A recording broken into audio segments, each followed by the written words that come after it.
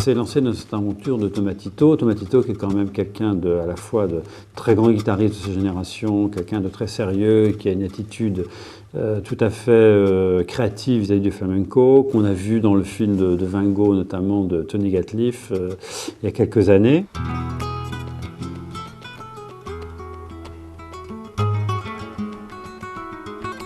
Et là, il arrive véritablement, je pense, un peu à son point culminant d'artiste, avec toute cette maîtrise de quelqu'un qui connaît un peu tous les tenants et les aboutissants, on peut dire, de cette tradition flamenca, qui a beaucoup évolué, notamment dans les techniques de la guitare ces dernières années.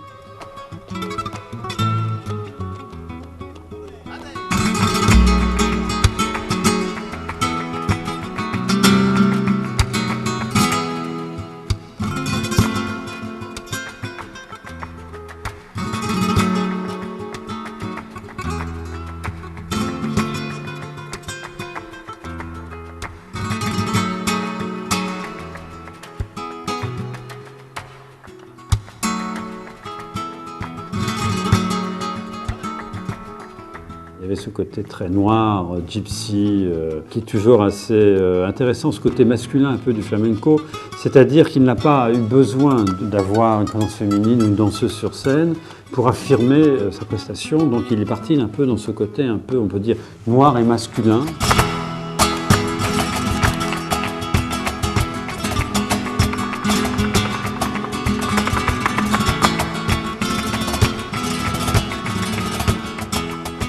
Un bon guitariste de flamenco excelle lorsqu'il reprend leur grand répertoire traditionnel un peu rythmé des tangos ou des boulerias, bien évidemment, c'est-à-dire des genres assez populaires.